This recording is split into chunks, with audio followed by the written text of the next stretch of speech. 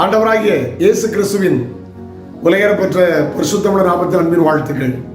இந்த காலை நம்மை சந்திப்பதில் மகிழ்ச்சி அடைகிறேன். இந்த நாள் உங்களுக்கு ஆசீர்வாதமாய் மாறும். ஆமென். பிறருக்கு வெளிச்சம் கொடுக்கிற நல்ல நாட்களாய் மாறும். ஒரு உண்மை சம்பவம் என்னை தொட்டது.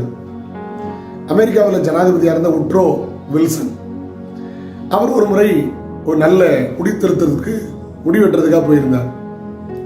ஆனால் பெரிய கடை நிறைய பேர் பணிபுரிந்தார்கள். பக்கத்தில் இருக்கிற எவரோ ஒரு முக்கியமான நபர் உட்கார்ந்திருக்காங்க புரிந்து கொண்டார். அவர் மற்றவர்களோடு பேசிக் கொண்டிருந்தார். மென்மையான குரல் பேசிக் கொண்டிருந்தார். இவர் அதை கவனித்துக் கொண்டே இருந்தார். இவருக்கு ஒரு ஆறுதலாய் மனதில் ஒரு மாற்றத்தை ஏற்படுத்தியது. அவர் முடிவெட்டி வெளியே போன போது ஆமென், அங்க இருக்கிற சக வேலையாட்கள் முணுமுணுத்துக் கொண்டு அவர்கள் வாழ்வில் ஏதோ ஒன்றை பெற்றுக்கொண்ட சந்தோஷத்தில் இருந்தார்கள். அல்லேலூயா. அவர் வெளியே போய் ஸ்தோத்திரம் தன்னுடைய காரியங்களை அவர் செய்ய ஆரம்பித்து விட்டார். அவர் போய்விட்டார். இவர் உட்ரோ வில்சன் ஜனாதிபதி அமெரிக்க ஜனாதிபதி வெளில கேட்டார், வந்து போனது யாருன்னு. அவர் சொன்னாங்க, ஐயா அவர் தான் பெரிய ஊழியக்காரர் டிஎல் மோடி என்று.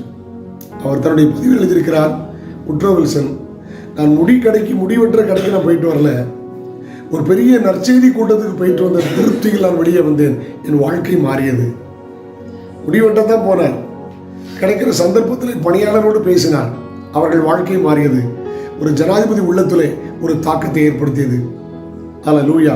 உங்கள் வெளிச்சம் மனுஷருக்கு முன்பதாக பிரகாசிக்க கடவுள் வாசிக்கிறோம். வேலை செய்கிற இடத்துல, படிக்கிற இடத்துல, அல்லேலூயா, பணிபுரிகிற இடத்துல உங்கள் வெளிச்சம் மற்றவர்களுக்கு தெரியட்டும்.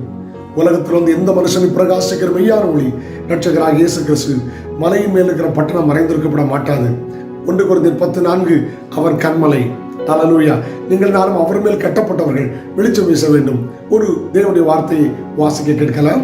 இவ்விதமாய் மனுஷர் உங்கள் நற்கிரிகளை கண்டு மனிதர்கள் உங்கள் நற்கிரிகளை கண்டு பரலோகத்தில் இருக்கிற உங்கள் பிதாவை